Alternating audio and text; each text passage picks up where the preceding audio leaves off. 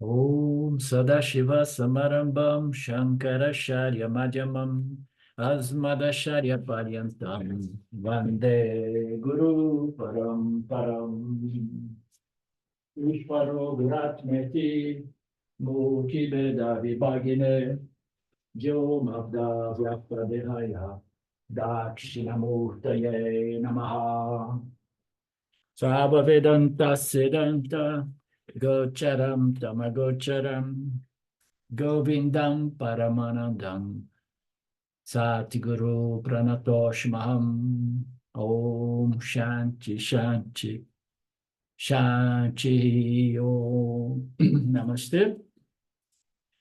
We begin page 255. Since creation is not logically established by any theory of creation, as we have extensively seen in this chapter, it cannot be argued that there is yet an objective experience of the world. So we cannot argue that creation is logically not provable, but experientially it gives us a sense that it's there. So we experience it through the five senses and the mind. And then we say, okay, so whatsoever logic may present, and I know that there is a huge problems or contradictions with these all theories of creation, but my five sense experience, therefore, there is enough evidence that there is a creation. And Gaudapada has no problem about that.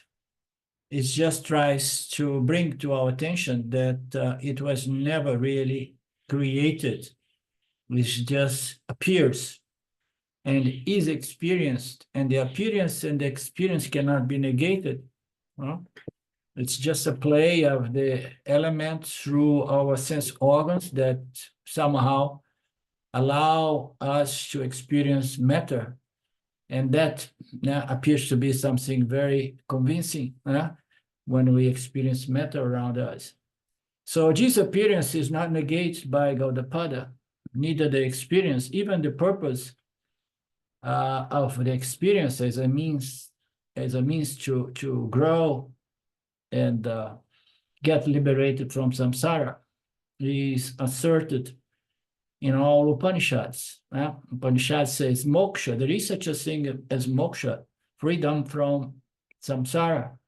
If we say that samsara does not really exist because there is no creation, and then moksha becomes irrelevant. But the scriptures say, no, there is such a thing as moksha, which is freedom from samsara, but samsara is just ignorance.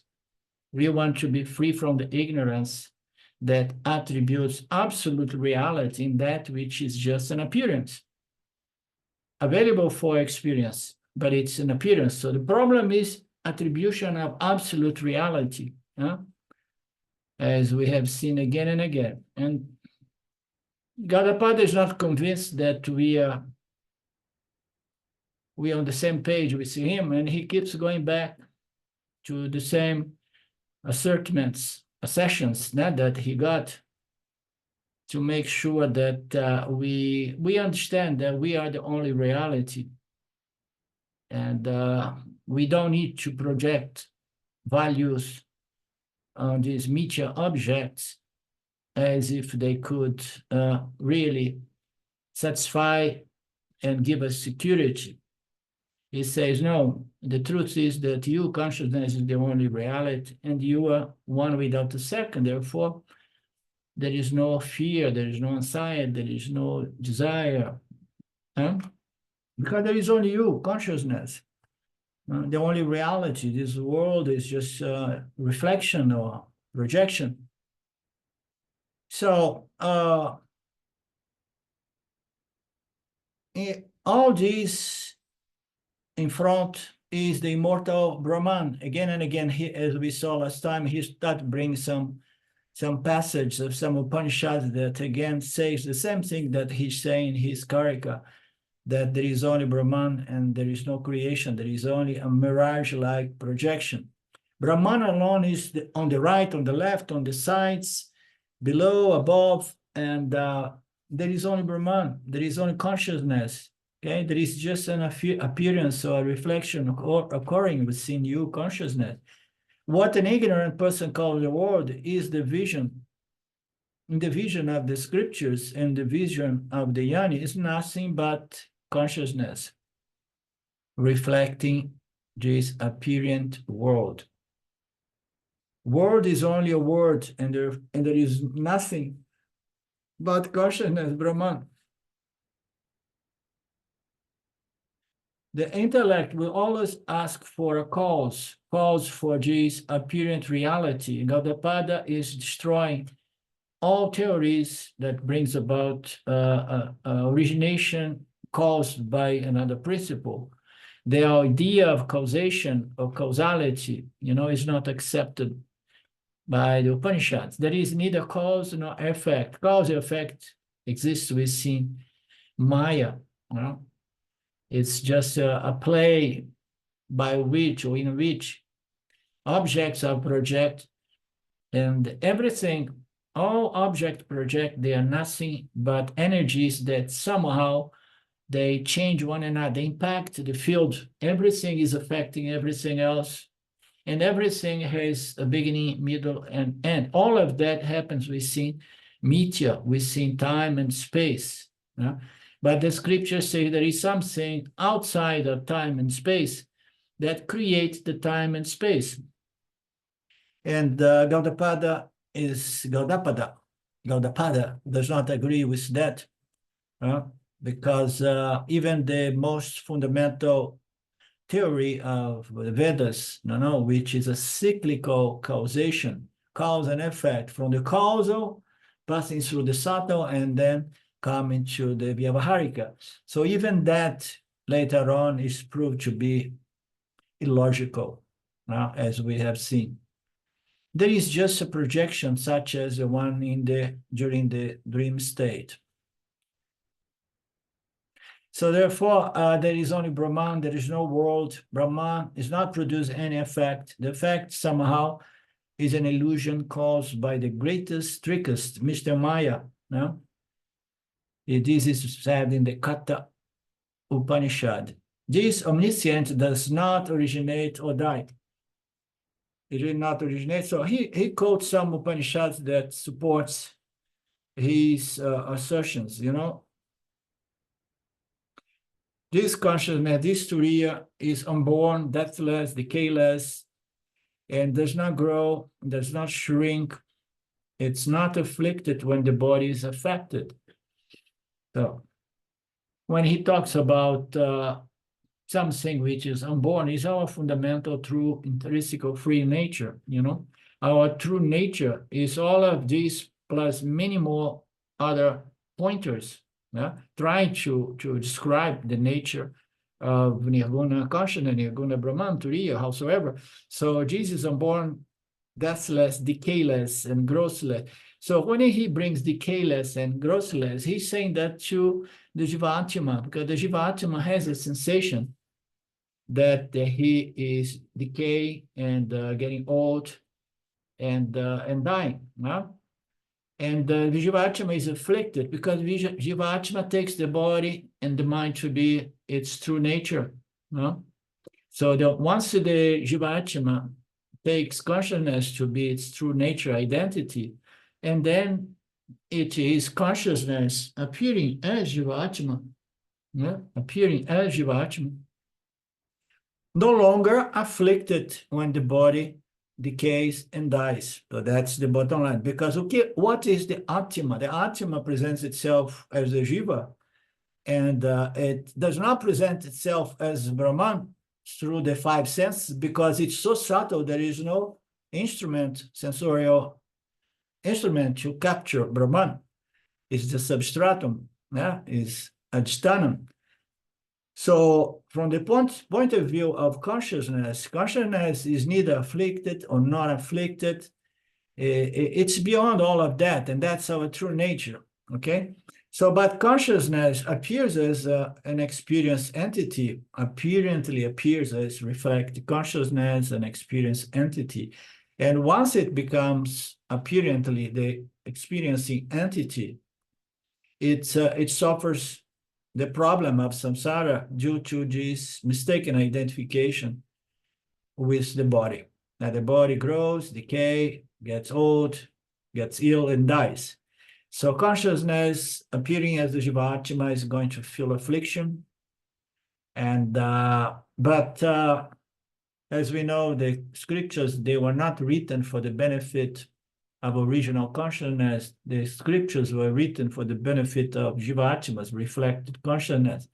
And reflect consciousness must understand Tattvamasi or Aham Brahmasmi, so that it can take care of this condition, uncomfortable condition, which called the illness or sickness of samsara, affliction, anxiety, fear, desires. Well, Brahman did not come from anywhere, nor anything come out of Brahman. Brahman wise is and ever will be. In between, if the world is seen, it is because of this ignorance. So we only see this world so convincingly of its reality due to our ignorance in respect to the true nature of this cosmos, in which jivas are integral parts, of course. So the world appears due to the ignorance. The snake appears due to the ignorance in respect to the rope, and so on. So the oasis appear due to the ignorance of the true nature of the waves as the sand, the desert sand, and so on. A non-existent world that's only an appearance cannot be originated from Brahman. Neither the dream world nor the awakened world was ever really originate. They are just like flashes, poof, flash, poof, appears and disappears. And because in our time scale, what is our time scale? I know, so the Earth turns around the sun, and then we have the calendar with days, weeks, months, and years, and so on. And we observe that everything here decays, gets old before them, and dies, and so on. We have an idea that, oh, yes, entire life, 80 years, 90 years, 100 years, it's a long time, a long life. But in truth, it's just like a flash, poof, like in the dream state. It's just the scale here is such, and the structure here is so solid and slow that gives us impression of to be already a lot of time, 100 years. Oh my God, so much change happens. Yeah, a lot of change happens in Jagata in 100 years, but it's just a flash. It's just a flash of one of these yugas in which Brahman or Maya, gets tired, fall asleep, and then wakes up again, and then poof, another flash. So nothing's really created. That's the gift of Gaudapada with his Karikas, no?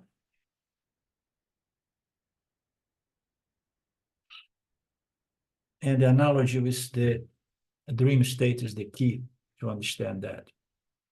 Seeing the real world, verse 39, seeing the unreal world in the awakened state and being impressed by that, one sees the same in the dream. So again, I think we have seen the verse that was suggests that maybe the dream world is caused by the awakening world, okay? The awakening state in which we interact with tangible physical object leaves impressions, footprints in our memory. And those memories are kept in the subconscious mind. And here and there it flashes again, and then we say, oh yeah, the dream world is an effect, for it's caused by the awakening world, awakening state, okay? Seeing the unreal world in the awakening state and be impressed by that. Wow, this is really real. One sees the same in the dream. So in the dream world, we're going to get the same impression of reality. Seeing the unreal world in dream also, one does not find this real world. And it was unreal world. I took it to be real, but then when I wake up, I don't find the world anymore. Again and again, we go back to these examples or parallels between these two states that we produce day in and day out. You know, we always dreaming in the night. So it's just basically repeating the same concept. And we have been seen it in the previous verse. Gaudapada is saying that it widely held that the waking world is the cause of the dream world because the experience is similar in both worlds. Said that it is widely held, meaning to say that a lot of people hold this concept, which Gaudapada does not agree, that the waking world, the dream world, is an effect caused by the waking world. It seems to be because it is impressions from our direct experience with the awakening world. But saying this, Gaudapada indicates that he does not accept that conclusion. He clarifies in this verse, he says that there is no relationship, cause and effect between dream and awaking worlds. Okay? No cause and effect. Awaking and dream are different. Okay? Objects are different in both worlds. A relationship is possible within the same suborder of reality.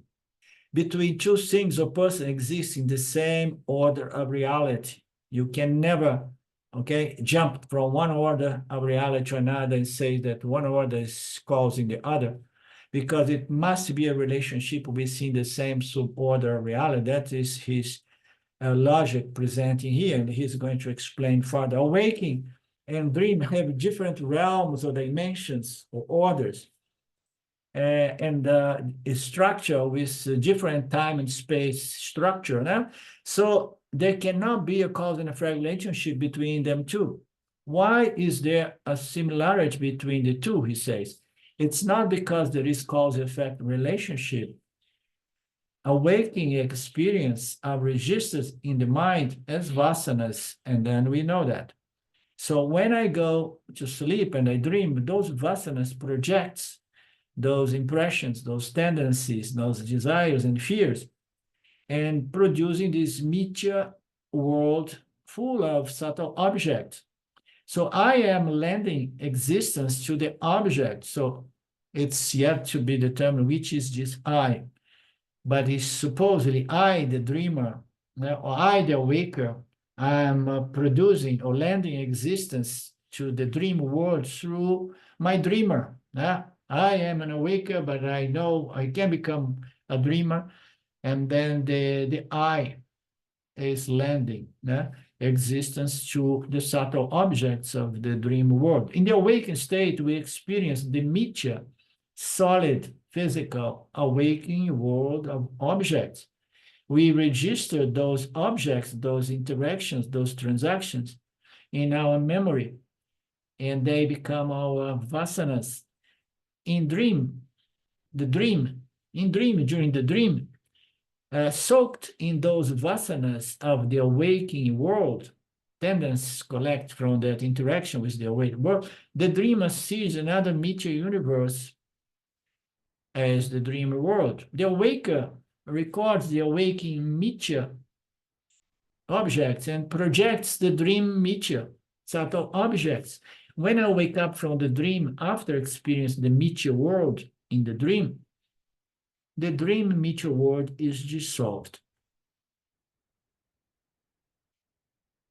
When the awakening mithya world is experienced, and this will continue until one wakes up to one's true nature as Turiya or Brahman, and that is only possible through knowledge, until one wakes up to the Brahmanyana, Atmayana, Brahman knowledge. Okay, it's not saying that that the awaker has an experience of becoming Brahman experientially. No. You understand? It's through knowledge. Because why we cannot take that analogy between the two and the waking and dream and the waking world, and then transfer it to a waking and to real world, to real reality, paramatika satya. Why? Because Brahman is not an experienced entity. Okay? Either I understand my true nature as a non-experienced entity, which is conscious existence of non-dual nature, or I don't understand. The scripture, they provide us with all kinds of logic analysis based on our experience until we understand and accept that is indeed my true nature, and this universe with all these experiences just a flash of experience projected upon myself. Yeah. So when I wake up from the dream after experiencing the material world, the dream is dissolved. And then in the awakening world is experienced, and this will continue until one wakes up to the Brahman knowledge. Atmayanan is not waking up to have an experience of Brahman as Brahman. No, it's to wake up to the knowledge, I am Brahman. No? And which way this liberates the person is very difficult for someone to understand and accept unless someone has gone through this process by which this knowledge became a paroksha knowledge, direct and immediate, doubtless knowledge in respect to your true fundamental inherent free nature. No? There's no other way. There's no other way. That's when the intellectual philosophical knowledge must be converted into direct, immediate self-knowledge, doubtless self-knowledge. So it's only possible waking up to one's nature as Turiya. Waking up from the dream falsifies the dream, and the dreams disappear. So when we dream, we wake up, we become the waker. Yeah? And then what happens to the dream? The dream disappears, and we accept that. Okay, I know, I'm very familiar with that. I dream almost every night, and I don't take them very serious even anymore. Sometimes I lose it and I get all excited, but I know that when I wake up, the dream disappears, and all whatsoever problems I have there, they are gone. Yeah? But here he says, the dream disappears. Waking up to Brahman by knowledge falsifies the awakening world, but the experience of the waking world will not disappear. You understand? And that is the difficulty. One would imagine like, no, I'm going to have a transcendental experience in Brahman as Brahman. You understand? And then as Brahman, in that transcendental state, the world disappears, everything disappears, everything. No. Very beautifully and carefully put. Awaking up to Brahman knowledge, he's trying to say Brahman knowledge, not experience. He will falsify the awakened world, but the awakened world will not disappear. This is Jivan Mukti. Okay? So the bottom line here is that the most difficult part of this shift to transfer of identity from the Vishwa, the awakening entity that has shifted from being a dreamer, has shifted from being a deep sleeper. When we are awakened, so we have our intellect structure, we have the world structure through us in which we can extract some knowledge. Yeah? And then as the awaker, the best of our three entities, experiencing entities, we have certain knowledge. And then shifting from being the awaker to be Turiya, pre-limitless consciousness, is difficult for people to understand because Turiya is not an object of experience, and the Vyavaharika world of the Vishwa is not going to disappear, and furthermore, the Vishwa is not going to disappear either, The people may get an idea, I'm going to disappear, so therefore, look at me, I'm no longer here, right? That concept, there is nobody home, there is nobody home. The ego is destroyed. There is only Brahman. And look the way I walk around. No, the body mind is there. The physical material universe is there. It's just a shift, a simple shift in one's identity, cognitive shift through knowledge in respect to my true nature. This is in analogy said to be spiritual awakening, which gives room to a lot of confusion, such as enlightening awakening appears like, oh, light was turned on, or spiritual awakening, oh, I was sleeping, now I woke up. No, consciousness is never really sleep. Consciousness is beyond the three states. Consciousness is never on and off. It's always a different kind of pramana. Is that which allows the entire universe to appear. So that is the bottom line. And what else can we extract from this? Again, this analogy, this parallel between the two worlds. So he's going to go back to that. No, he jumped. He may address again, because the point here is Gaudapada is saying that the dream is not an effect of the awakened state, because they belong to two suborders of reality. And as we can see in every one structure of time space structure, and then there is an environment on which things are modifying and impacting and changing everything else. And then within that we have what? We have causality, cause and effect. And then the effect becomes a cause, and then it's a flux of constantly impacting and changing everything in our environment. But it has to be contained within a certain structure of time and space. You cannot go to any local, any other realm, or any other, he mentioned the word realm here in somewhere, and believe that one realm or one dimension is producing the other. No, it's just different structures in which causality appears, emerges, and then everything goes that way. And the awakening world is the one that somehow allows us to extract knowledge. Why? Because it is structured in a certain way, no? And the objects, they slow down. It's not like the dream that they appear and disappear like a flash. The objects appear, there is a sense of permanence and solidity, and then we can interact, we can begin to connect the dots between my thoughts, words, and actions, and my parabola, the results.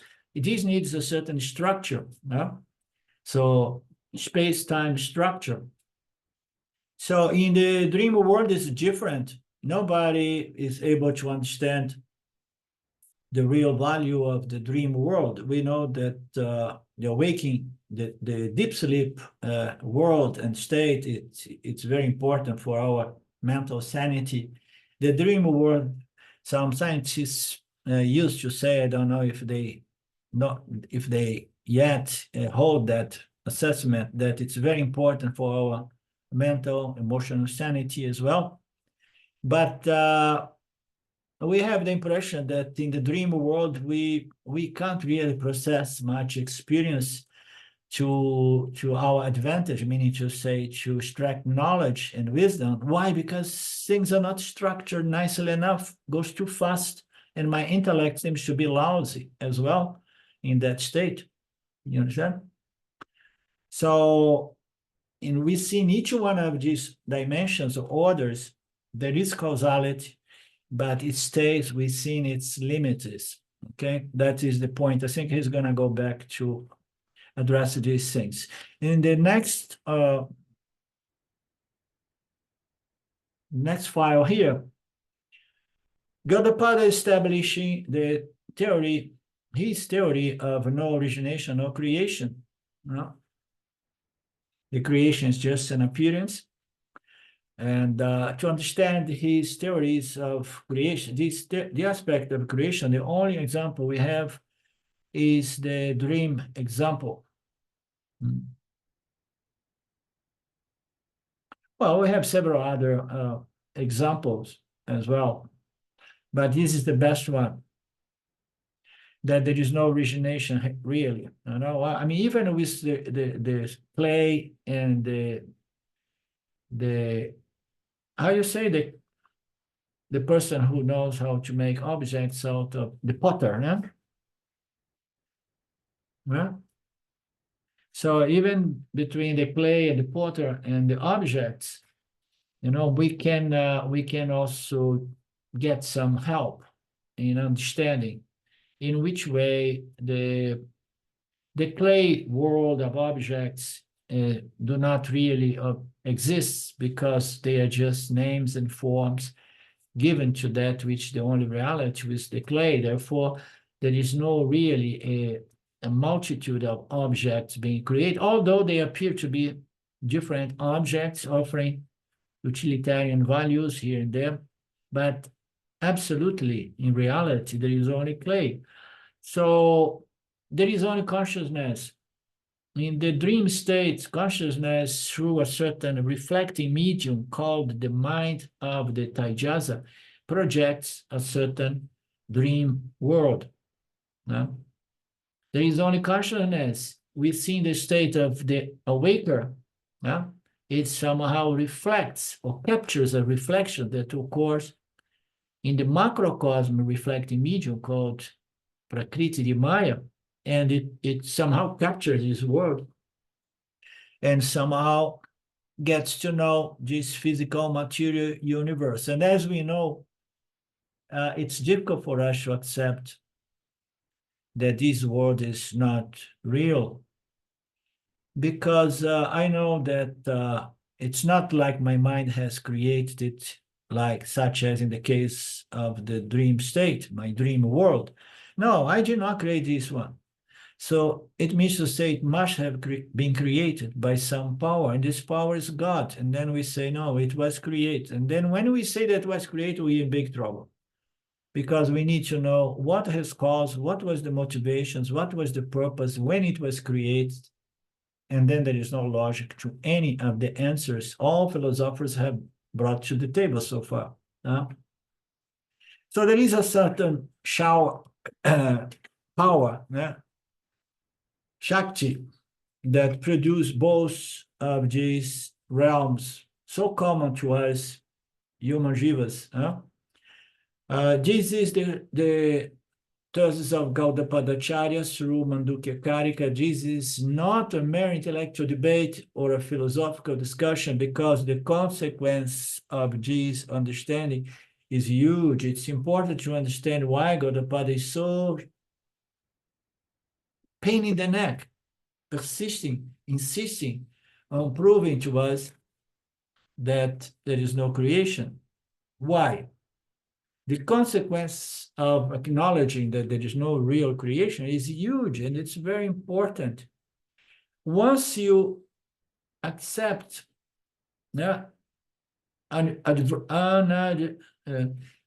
sometimes I want to speak more complex words, but it does not come to me. Once you accept, because you are not really attentive, you disattentively, okay, obliviously, you accept the origination of the world, the creation of the world. And then once you accept that without thinking further, you accept the physical material world, the objects, the existence, and the reality. You're going to accept the reality of your body, physical body, because it's integral part of this created universe. So you're going to accept the creator as well. So you're going to have to accept not only the creation, but the triangle, the trinity, creator, creation, and creature. And then he says here, that once you accept the origination of the universe, you're in trouble, because you fall into the triangle mold as presented by Vedanta, in which you're gonna have to do good karmas to get some favoring from Ishwara, protection, punya. So, and there is no end for karma. You're caught up in karma. Okay, but it's good enough. At least now I'm moving in the triangle form, meaning to say triangle. What is the triangle? Is this there is only you in the world? No, there is God. Oh, okay. So and then you are triangle person now. Okay, yeah. And then the other guy says, no, for me there is only I, the body, and the material world before me. And then we say, oh, this is a binary kind of mode, but not the binary mode proposed by the Upanishad. The binary mode proposed by the Upanishads is you, Turiya, and the word Mithya, Satya and Mithya. I am consciousness, the only reality, and everything else is a superimposition upon myself. The samsari, absolutely under the spell of avidya, just sees what? I, the ego, and the world before me. It's another kind of relationship. There is a certain advantage in bringing in or moving into the triangular because you have integrated Ishwara, and now you're going to have to be doing karmas in alignment with Ishwara's principles and laws, so that you can produce punya, favorable circumstances. But none of this is under your control because there is your personal bank karmic account, and then there is a collective, and then there is a planetary, and there is there is so many factors, and you're there trying to produce good punya, but none of that is under your control. So you're in trouble. Once you accept the creation, you must accept. You only accept the creation in this context, which is a religious, spiritual concept, by attributing the creation to the creator. God has created this world. And then you have a relationship with the world and with God. You have landed in the triangular format, which is better than to be a materialistic, as I said, which leads to God dependence, which is better than Jagata dependence. And being God dependence, you're going to need or depend on God to protect you through your transaction. However, facing problems in experiences of life is due to karma. So actions and its result. The problems, it depends on our action, the quality of our actions. God does not have control over our karma. We, due to our free will, we are responsible for the quality of our actions. God only is going to manage our karmic account. Okay, it's going to process and give back to us our parabada. It's only going to manage our account and producing our karma balance again and again. In the triangular format, karma is the controlling factor, because you think, no, if I seduce Ishwara to favor me, and then he's going to take sympathy, and then he's going to protect me forever. And then Swamiji is pointing out very clear, no, it's your karmas that are going to protect you. You understand? Ishwara is only the system facilitator, as James used to say, no? So God's role is to process your karma and provide you with your parabada, the results of your karmas. And then he says, our total accumulated karma cannot be exhausted that easily, even in several bursts. So what he's beginning to point out here is that the only solution is to get out of actions to produce favorable results. As long as we do actions with a sense that I'm a devotee to Ishwara and I want to do actions because I want punya, spiritual punya and material punya, as long as I'm doing that, I'm not exhausting karma. You understand? I'm doing good karmas to collect good karma balance results. He says karma continues, okay? And Ishwara is not going to take advice. We're going to be tired of doing karmas to collect punya. Yeah. So we are totally responsible. And then he says, so our accumulated karma cannot be exhausted that easily. Even in several births, there is only one way to exhaust one's karmas, as we know. How we exhaust all our karmas. So we see again and again, that we have to avoid agami karmas, but sanchitas are going to be eliminated because you broke any and all identity as the doer and the collector of the results, and the parabada is going to come to your physical body and to a certain degree to a strong mind, but not to you as consciousness. So how are you going to exhaust all your karmas? By self-knowledge alone. Doesn't matter. You can go through so many births and rebirths as a devotee doing good actions. But by doing actions, you're creating more karma rather than exhausting them. And then the scripture is saying that you may go to one of these lokas in between to exhaust some punya papa for some reason before you come back to this physical realm.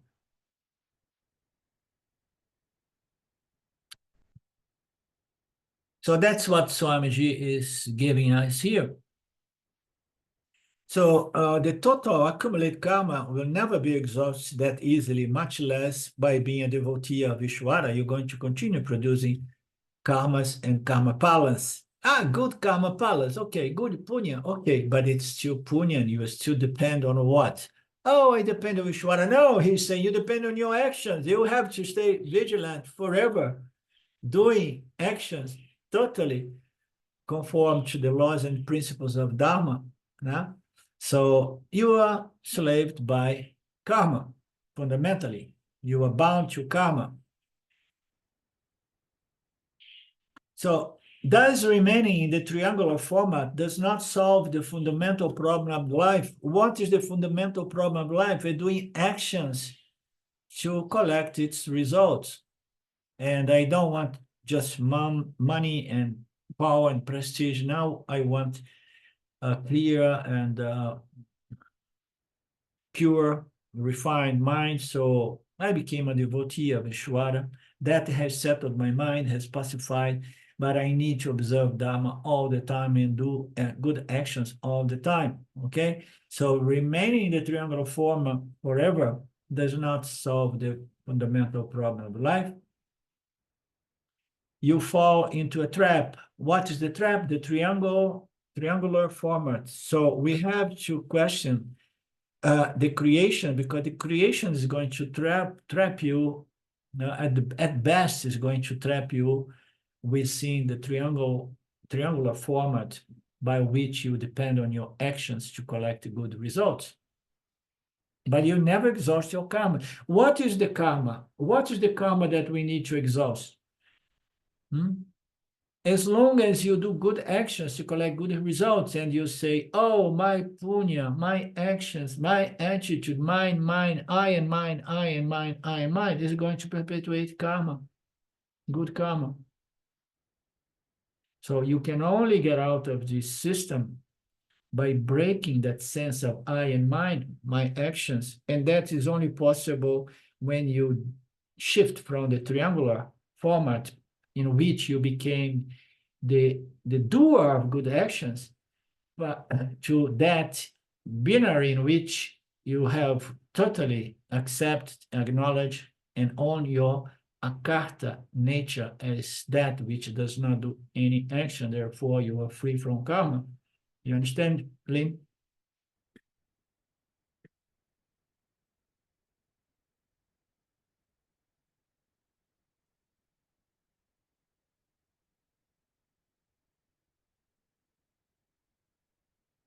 So we have to question the very origination, creation of this universe. So only then we can go to the binary format. Both the dream and the waking world are not created.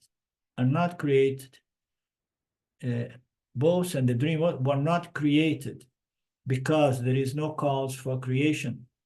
Both are meteor appearances only.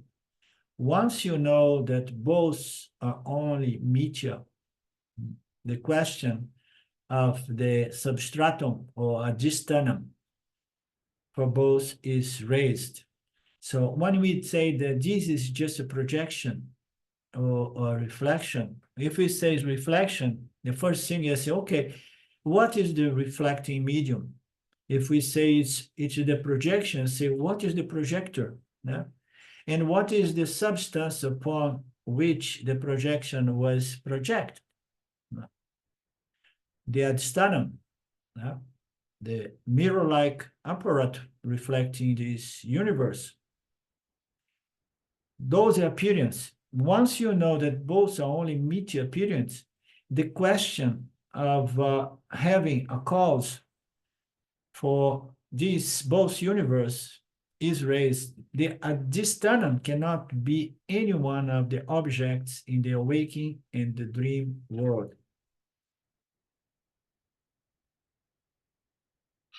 So he's saying that in the dream world, it appears that the cause is the mind, the vasanas, and in the awakened world, it appears that the substratum is something that belongs as well to this reflection or this projection.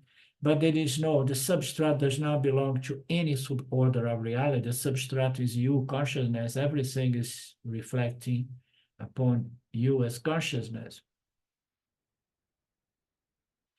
What is the relevance in all of this that he says it's huge? Once you are inadvertently, this was the word I want to remember, inadvertently, beautiful, takes this word to be real, therefore originates, so you attribute reality to the creator, creation, and yourself as the creature, and then you are caught up into actions and its results, and you are trapped into samsara. Therefore, the importance of understanding Gaudapada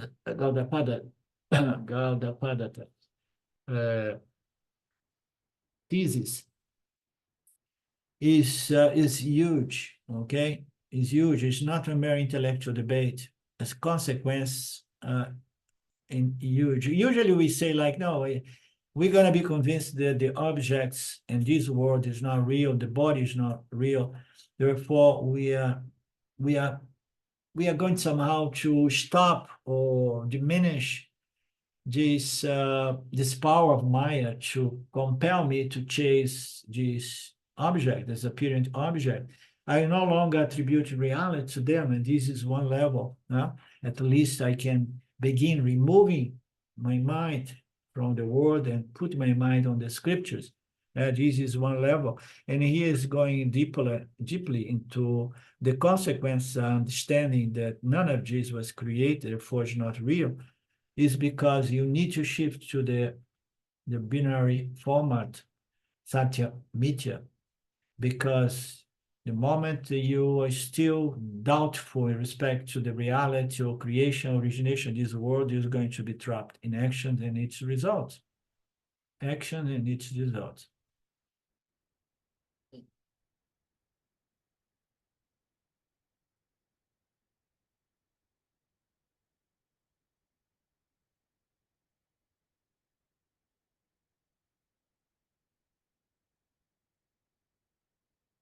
That adhistanam is outside both the words, and that is the witness of the appearance of both the words. He says, what is the true nature?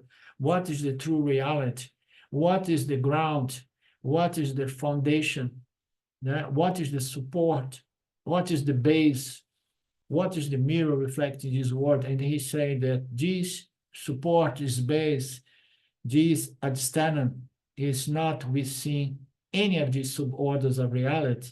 This fundamental reality is outside of all possible orders of reality. Yeah? And this supporting reality is you, the witness consciousness of the appearance of both the worlds. The mind is different. The mind of the Jivatma, as we have seen, is different according to each one of these orders or realms or dimensions or states. But consciousness is the same. It's the same experience witnessing consciousness that allows us to witness the appearance of the dream world as well, the awakening world. Okay, this is the only reality, the only adstana. It's not contained in any realm, any dimension, or any one of these orders. It's outside altogether, for lack of a better way to put it. Is the I, is the self, is the Atma, is Brahman, is Turiya. It's difficult to understand and accept this. If it's difficult, one should at least continue in the triangular format until the mind is ready to understand and assimilate this teaching. So beautiful, huh? Very beautifully put. Without this assimilation of the apparent nature of this meteor world we call the universe, without this assimilation, you are never going to find the true solution, the last solution for the problem of samsara. Therefore, the importance of Gaudapada presenting and insistently present the meteor nature, which was never created or originated, of this awakening universe. Even if assimilation is not possible now, it is worth noting that such a teaching exists. One can always come to this at a later time. Beautiful. Don't reject the scriptures. Don't blame the scriptures. If you want to blame something, don't blame yourself, but just acknowledge that maybe the defect is not in the teachings, but is in one's qualifications or preparedness to understand the teachings.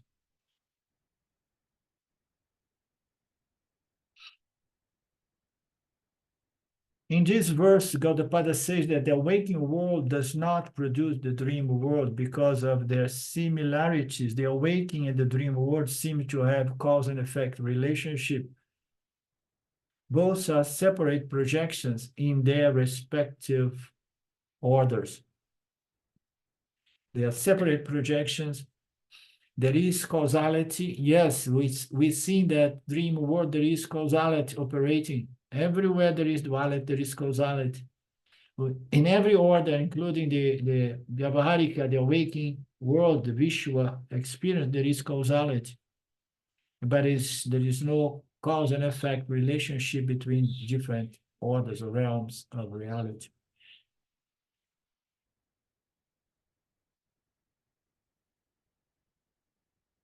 Verse 40. These are profound teachings, the teachings that require nididhyasana, contemplation upon them. You understand? I don't see how there can be causality even in the same realm, because Sat cannot produce Sat, and Asat cannot produce Asat. So how could there be causality at all anywhere? Well, there is apparent orders of reality in which there is an apparent causality. All the laws are within appearance, but we can observe that in this Vyavaharika, we do something, and then that causes an effect. The whole process of refinement or purification is through cause and effect, effort to develop pure, more sattvic. It depends on cause and effect, actions and results of actions. It does exist within Mithya as an appearance. Mithya is an appearance, the Jiva is an appearance, and the laws and principles ordering or supporting Mithya is always in appearance. Right? So the concept has utility. Huh? The concept has utility in the various orders, but not reality. Well, we observe this universe here. It's Mithya, it's not really real, but it is moved by the most fundamental order, which is cause and effect. We cannot negate it. Most people will never even come close to negate the reality of this world. So we are here negating the reality to try to understand this negation. But we cannot negate the fact that we see in this apparent, not real world, there is fundamental law called cause and effect. You understand? So there is cause and effect. There is apparent cause and effect within this apparent universe. Okay? You said something, Satya and Asat, Satya and Mithya. So it has Satya produced Mithya as a cause? No, because it's two orders of reality. So we put it in those terms. There is two orders of reality. And oh, that is about duality. No, because one is Sat or Satya, okay? And that which is absolutely real and the only reality. And then there is Mithya, and there is all kinds of structures of Mithya, realms or dimensions of Mithya states. So there is Satya and there is Mithya there. And then the first thing that we consider is, okay, and then one has caused the other. It's the same thing. The awakened world does not cause the dream world because they belong to two suborders within this apparent order called Mithya. Likewise, Satya does not produce Mithya because they do not belong to the same order. One is the absolute reality, and the other is a projection upon. They are not within the same order. Therefore, Satya or Sat cannot be the cause of a Sat or Mithya. You understand? Everything has to be within. And then what are the rules and the structure of Satya? There is nothing. There is no space, time. There is no need for any structure. It's just the conscious existence of the Jiva Atma and the existence enjoyed by the entire cosmos. You understand? So there is no really laws and principle. There is only the nature of Turiya Brahman, my very nature, as one without a second. If there is one, I mean, if you go and, no, let's start a new town here, okay. And then we got 100 people, we want to develop a community, so let's establish our laws and rules here, because once you get together, you need to have laws and principles to order it. No, but you are alone as Brahman, your consciousness. There is no need for any structure, you understand? There is no causality, there is nothing. So Brahman is that, our true nature, and Mithya, the Jiva Atma, and the world experienced by the body-mind complex of the Jiva Atma is just a projection, and it's sustained and governed by several laws and principles that structure this Mithya universe uniquely on every one of these suborders. As it seems. We don't know how cats and dogs experience their environment, you know, but I'm sure that there are certain rules and laws governing the animal experience as well, you know.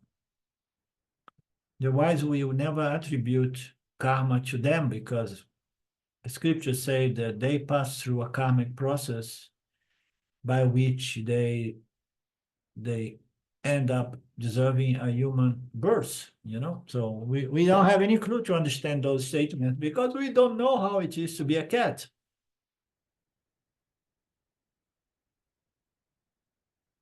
Lynn is an expert, she may know.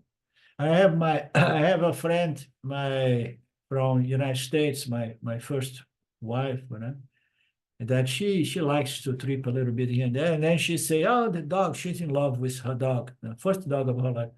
Oh no, because they sometimes they bark in the night, is it because they have a certain power to see the invisible world, you know? I mean, I don't like to challenge people, and I did not challenge, especially my ex-wife. But how does she know that that dog can see the invisible world? Therefore, he's barking, you know? I mean, we don't have any clue. Be a dog first.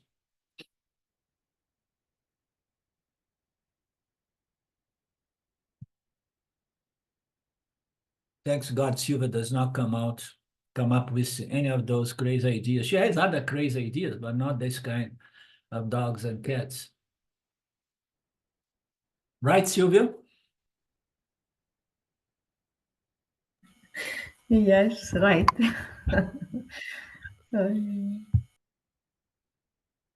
Verse 40. A non-existent effect from a non-existent cause is not possible. Similarly, an existing effect from a non-existing cause is not possible. Moreover, an existent effect from an existent cause is not possible. How can there be a non-existent effect from an existing cause? So it's very simple. We have seen it over and over and over again. An existing thing cannot originate anything because it already exists. A non-existing thing cannot originate an existing thing because it's non-existing. How something that does not exist can originate existence? Well, neither an existing thing nor a non-existing thing can originate either from an existing, be originate from a non-existent and existing thing. A non-existing thing is not born out of a non-existing thing. How can a non-existing thing be born out of a non-existing thing? A non-existing thing is not born out of an existing thing as well. An existing thing is not born out of existing thing. An existing thing is not born out of a non-existing thing. Thus, the very word creation is absolutely logical. Whatsoever angle of consideration we look upon these philosophies, there is no logic that creation was originated or created before it existed, because from non-existent, existence cannot come. And if you say that was already existing, and then from existence it was created, you know, which is the case of the philosophy used by Vedanta of the cyclical creation of the universe, no? But it with a lot of logical complications, such as it is when it began this cycle. No, nobody knows. It's eternal, beginningless. But from non-existent, from unmanifest to manifest. So how can something which is not manifest, is not existent, manifest to become existent? And then we say, no, it was existing as a seed, as potential. No? So there are all of these different theories, including the very theory of Vedanta that Gaudapada in the end is going to expose its flaws. Therefore, it's better we never take creation as reality. Humanity uses this word without thinking, and by doing that, it ends up trapping itself in this imaginary creation. How do you say that nothing is created? Certainly, there is a creation of pot from clay. Certainly, there is a creation of ornaments of gold. When we experience so many such creations, how do you swear so confident that creation is a misnomer? Should you not take into account our practical experience? Shankaracharya himself raised this question. Ooh, nice, good beginning of our class for tomorrow. Time is over.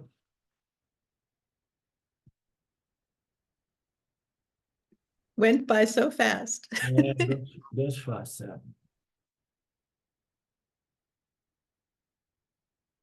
Okie dokie. Om Purnamada Purnamidam Purnamudachyate Purnasya Purnamadaya Purnameva Vashishate Om Shanti Shanti Shanti Om. Namaste. We meet again tomorrow, the same Mitya, Umitya, Vyavaharika. Bring your awake, don't bring your Taijaza or don't bring your Pranya, bring your Vishwa. And we're gonna catch up. I thought we were meeting on Wednesday. Thank Am you. I wrong?